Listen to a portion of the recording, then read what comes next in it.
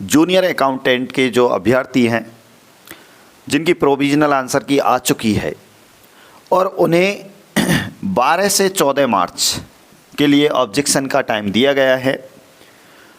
अब कुछ अभ्यर्थी ऐसे हैं जिनके ऑब्जेक्शन वाले क्वेश्चन है, वाकई में कुछ ऐसे हैं उनके मन के क्वेश्चन हैं, वो चाहते हैं कि हमारा ये क्वेश्चन गलत हो रहा है, इस पे ऑब्जेक्शन लग जाए तो हमारी शायद जमानत जब्त होने से बच जाए। तो मेरे प्यारे बच्चों, ऐसे बहुत सारे सवाल हो सकते हैं आपके। पहला सवाल यही है कि कौन से पे ऑब्जेक्शन लगाए, प्रूफ कहाँ से इकट्ठे करें।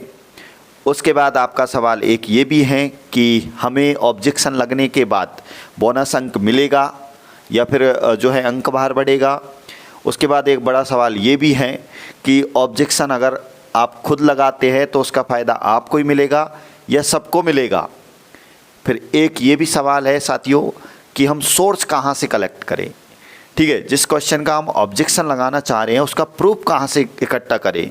तो ये कुछ चुनिंदा आपके सवाल है मन के, उन पे हम विचार विमर्श करने वाले हैं। तो आइए इनसे हम आपको रूबरू कराते हैं। तो ऑब्जेक्शन का टाइम आपको 12 से 14 मार्च दिया गया है। एक बड़ा सवाल ये है कि साथियों ऑब्जेक्शन हम किस तरीके से लगाए। तो आप अपनी SSO ID के माध्यम से ऑब्जेक्शन लगा सकते हैं। ऑब्जेक्शन लगाना आपको नहीं आता है तो आप किसी से संपर्क करें या ई मित्र वाले के पास जाए और आपको वहाँ से ऑब्जेक्शन लगाना है। SSO ID पे वहाँ पे आपको लिंक मिल जाएगी अपने आप, वहाँ पर एक ऑप्शन दे रखा है, वहाँ से आप ऑब्जेक्शन लगा सकते हैं। मैं अपने आप बता दूंगा प्रूफ कैसे लेने हैं, क्या करने हैं, वो अपने आप देख लेते हैं। तो एक बड़ा सवाल ये हो गया। दूसरा सवाल ये है साथियों कि जो आपको ऑब्जेक्शन लगाएंगे उसका आपको बोनस अंक मिलेगा या फिर अंक भार बढ़ेगा। तो प्यार बच्चों, आपको पहले भी क्लियर कर चुका हूँ और अब भी बता दूँ, राजस्थान कर्मचारी चयन बोर्ड कभी भी बोनस अंक नहीं देता है, केवल क्वेश्चन डिलीट करता है। अगर वाकई में कोई ऑब्जेक्शन वाला है तो उसको डिलीट करेगा। डिलीट करने के बाद आपको क्या नुकसान होगा, फ़ायदा होगा, उस चीज़ पर अपन थोड़ा सा देख लेते हैं साथियों। सपोज देन आपने ऑब्जेक्शन लगाया, ऑब्जेक्शन लगाने के बाद आपके 5 क्वेश्चन हो गए डिलीट।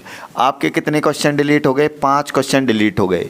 सपोज देन 100 क्वेश्चन का आपका पेपर था और 5 क्वेश्चन डिलीट होने के बाद 95 रहे हैं।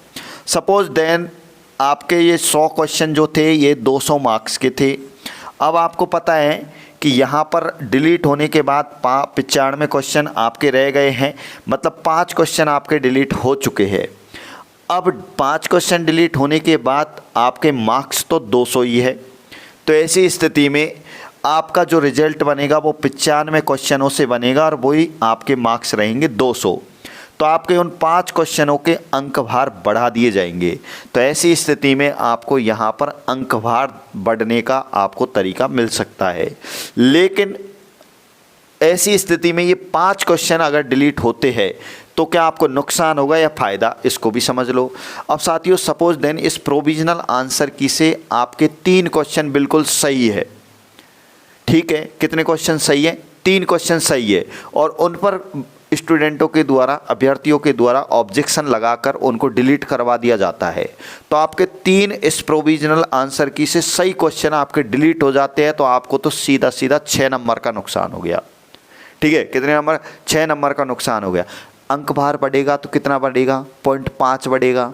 ठीक है, 0.3 बढ़ेगा, इतना सही बढ़ेगा। लेकिन आपके 6 अंक कम हो जाना बहुत बड़ी बात होती है।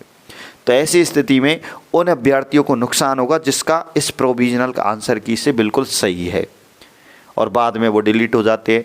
ठीक है, अब नुकसान तो इनको हो गया, फ़ायदा किसको होगा? जिसके इस प्रोविजनल आंसर की से क्वेश्चन गलत है और गलत क्वेश्चन डिलीट हो जाते तो उनको तो फ़ायदा है, वो नेगेटिव से बच गए। तो ये आपको मैंने फ़ायदे नुकसान बता दिए। तीसरा बड़ा सवाल है कि साथियों प्रूफ हम कहाँ से लाए। तो साथियों आप देख सकते हैं, ठीक है, प्रूफ के लिए आपको ऑथेंटिक बुक का होना बहुत ज़रूरी है। ऑथेंटिक बुक कहाँ से लाएं? अच्छे राइटर की बुक होनी चाहिए, NCERT की होनी चाहिए, RVSC की होनी चाहिए, एक अच्छा रेफरेंस होना चाहिए, उसका आपको जिस जगह आपका सोर्स है उसका पेज नंबर होना चाहिए, राइटर का नाम होना चाहिए। ये सारी चीज़ें आपकी ऑब्जेक्शन टाइम पे वहाँ पे चाहिए कि उसके बाद पे करना है आपको। ठीक है, जब जाके आपका ऑब्जेक्शन लग पाएगा। ठीक है, उसके बाद सबसे बड़ा सवाल ये है, क्या ये जो ऑब्जेक्शन लगाएंगे प्रूफ सहित, इनका फ़ायदा क्या ऑब्जेक्शन लगाने वाले को ही होगा या सबको होगा? तो प्यारे बच्चे, जो भी क्वेश्चन अगर डिलीट होता है तो डिलीट होने के बाद अगर आप ऑब्जेक्शन लगाते हैं तो उसका फ़ायदा साथियों सबको होगा। ठीक है, उसका फ़ायदा सबको होगा, नुकसान भी हो सकता है, फ़ायदा भी हो सकता है, लेकिन आप ऑब्जेक्शन लगाओ चाहे मत लगाओ, अगर आपकी जो आगे आने वाली जो आंसर की होगी, मेन आंसर की होगी, उसमें इस आंसर की में और उसमें कुछ अंतर पाया जाता है तो वो चेंजेस सबके लिए लागू होंगे। ठीक है ना, चाहे आपने ऑब्जेक्शन लगाया है या नहीं लगाया है, चेंजेस सब पर लागू होंगे। ऐसी बात नहीं है कि आपने ये ऑब्जेक्शन लगाया तो उसका फ़ायदा केवल आपको ही मिलेगा। ठीक है, तो इस चीज़ को ना सोचे। अगला जो है साथियों, ये सारी चीज़ें हो जाती है और ये सारी चीज़ें होने के बाद आपको धैर्य बनाए रखना है रिजल्ट का।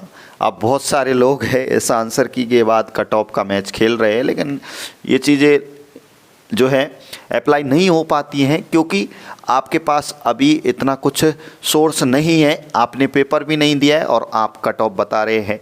तो इस पेपर की अगर मैं बात करूं जूनियर अकाउंटेंट वाले की, तो पेपर फर्स्ट ज़रूर थोड़ा सा जो है इजी था, लेकिन सेकंड पेपर में बहुत सारे ऐसे क्वेश्चन हैं जिनके अभी तक आंसर नहीं मिल पा रहे हैं और उनकी प्रोविजनल आंसर की में केवल आंसर बताए जा रहे हैं। तो ऐसी स्थिति में आप देख लीजिए, पहले जो लोगों ने कोचिंग वाले ने आपने जो आंसर बताए थे और अब जो प्रोविजनल आंसर की आई है उसमें बच्चों के 48 नंबर का अंतर आ रहा है। तो देख सकते हैं कि काफ़ी हद तक कट ऑफ क्या रह सकती है इसका अनुमान अभी नहीं लगा सकते हैं, लेकिन कट ऑफ वाकई में कम रहने वाली है। ठीक है, कैटेगरी वाइज अलग अलग कट ऑफ रहेगी तो कम रहने वाली है और हो सकता है कि कुछ कैटेगरी ऐसी होती है जिनमें मिनिमम क्वालिफाई मार्क्स आने पर भी वो सिलेक्शन ले सकते हैं। तो उसका आप आगे देखेंगे और ये बात आपके समझ में आई हो तो आई होप आप अपने YouTube चैनल को प्यार दे सकते हैं। आपके लिए हम इसी तरीके के वीडियो लाते रहेंगे। जय हिंद, जय भारत।